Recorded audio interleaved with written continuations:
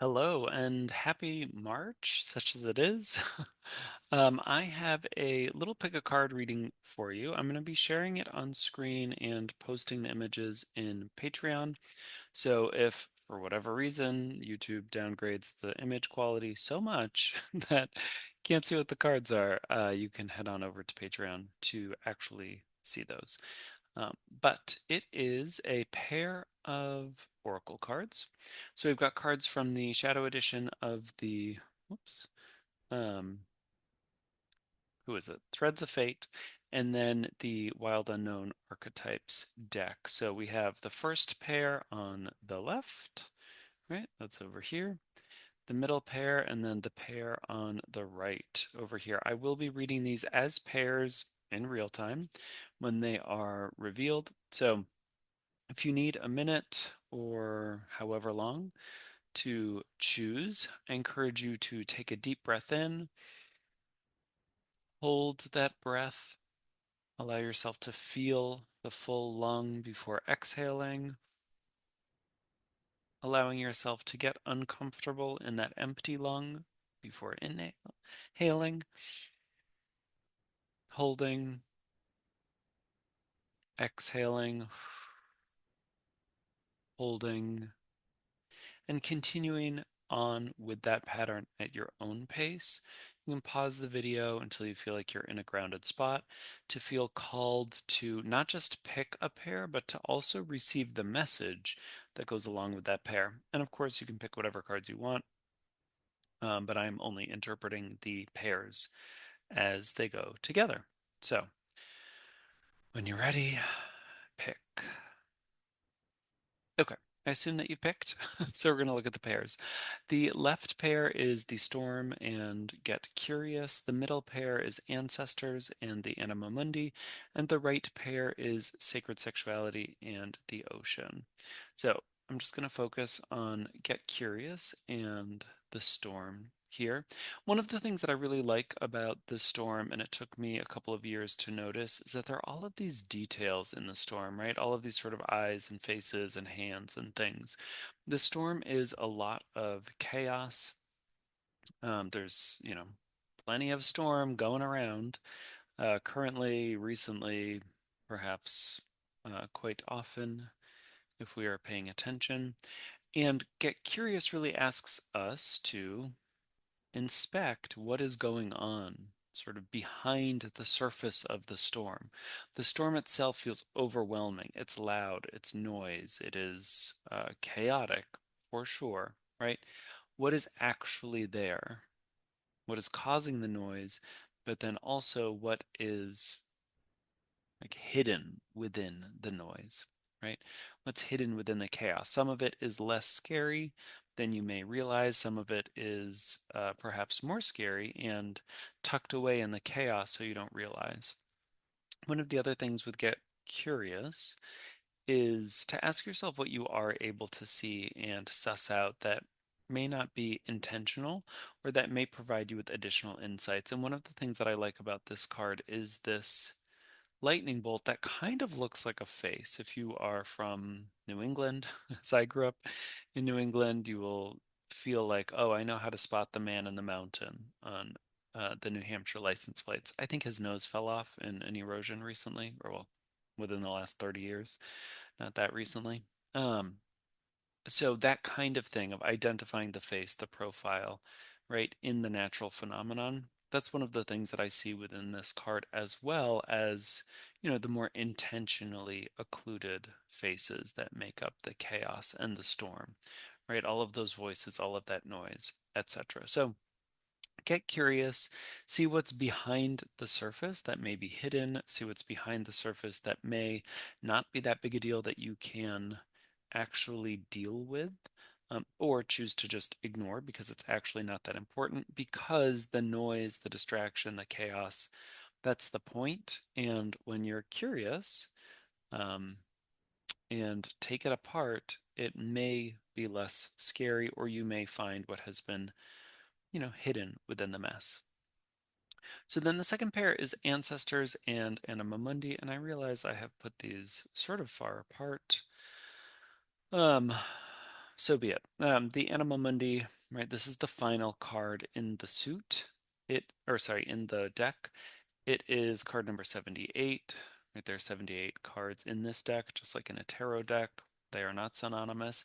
But the end of the major arcana in the tarot is the world card, and the Anima Mundi is the spirit of the world. Right? And if you think about our ancestors, right, really tying into their rootedness, right, how connected they are to nature, to us through biology, through place, through time, through whatever else. There is this sort of unbroken chain of being that extends far into the past, right? We didn't just emerge out of nowhere. And so all of that is part of the anima mundi. It all gets fed into us, it all gets fed into our world. And so, really allowing yourself to tap into that fullness, that whole story. Also, lots of eyes and hands sort of hidden around in this card as well. Um, right? Who are those people who have influenced you and made you who you are, whether that's your literal biological ancestors, whether that is ideological ancestors, whether that is inspiration, whether that is, people in your region who have shaped the culture to which you have become accustomed or adapted or acclimated, right? All of those things feed in. And there is a real physical element to this spirit that I think is, it goes beyond just the human ancestors, it goes into the animal, plant ancestors, all of those energetics that surround us. That's, obviously it's very messy in a way, much like the storm is messy, but it is positive in that chaos and that mess, where it is all contributing as opposed to distracting and pulling you away from whatever else is going on. Certainly, as you feel called, you can scry into the Anima Mundi and see, oh, are you drawn to any particular symbol or gem or eyeball, or other element, right? There are different layers of the solar system depicted, even though, the spirit of the world is within the earth itself as well. And then on the right pair is the ocean with sacred sexuality. Sacred sexuality is a little bit hard to see in this image. Hopefully, it's rendering lighter on screen than it is on my monitor, which makes everything very dark. But you can see we have the moon repeated again. It's there in the ancestors as well. But in this case, right, the moon is covered in roses and those sensualities, and there's, some dramatic mountains and clouds in the background. And the ocean is tied to the water element, but it is also, right, a sort of inspiration of fear of the unknown, very similar to the moon card, honestly, in tarot. And because this deck does not include the moon, I would say this also includes the moon. So, given the prevalence of the moon in both of these cards, I do think moon work is really important. When you're watching this, we will have had the full moon eclipse in Virgo, or we'll be about to, depending how early you get on this. Um, but it is, right, like that is a significant event that is clearing out. It's the end of the Pisces eclipses, the Virgo Pisces eclipses. The North Node is still in Pisces, but it is leaving for Aquarius over the summer. It'll be, 16 or so years before it comes back into Pisces. Uh, and in the meantime, that'll be the South Node that goes into Pisces. So this kind of deep, deep, sensuous feeling, right? And we have sacred sexuality. Venus is also leaving Pisces very soon. She loves being in Pisces. And so, really allowing yourself to honor the cycles of your own sensuality, your own physicality. Perhaps it's tied to the moon, perhaps it's tied to emotions and other physical elements. Um, But this period of Venus in Pisces, you know, hopefully it has awakened something for you or provided you with a glimpse of something that you're being asked to really lean into emotionally, sensually, sexually, physically, in this way. Recognizing that, much like the moon, it's going to wax and wane. That doesn't mean that you're disconnected from it. It's just the natural process of things, just as, the full moon, the eclipse itself, is a process. The other thing with the ocean that I'm really drawn to, because we also have the anima mundi, right, is this macrocosmic, microcosmic, as above, so below idea, right? Where the moon reflects the sun, but the moon also is a reflection of us on Earth, a sort of celestial embodiment of. And so the things that we have deep inside of us, right? The things within, as within, so without, those are also reflected in the world around us. And so really allowing yourself to see the good in the shadow, right? If you think of sacred sexuality, the ocean, combined, there's a lot of deep, rich, sometimes scary stuff that is begging to be seen and recognized, and for those depths to be plumbed.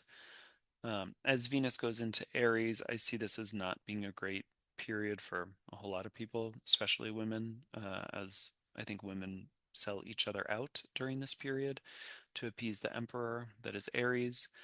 But thankfully, it's only like 3 weeks. So it's a quick transit. We'll get out of it. But holding on to your emotional truth, allowing fear to transmute into something that you can understand, appreciate, come to love, bringing your shadow out, allowing it to be expressed fully and beautifully in whatever way that happens, really going to be healing and uh, I think really going to be tied to emotion and sort of the processing of water and the moon. Okay, and that's all we're going to spend on this pick a card for March, excuse me. If you have any questions, let me know.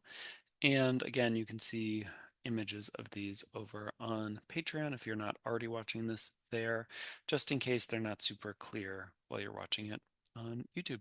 All right, I'll talk to you later.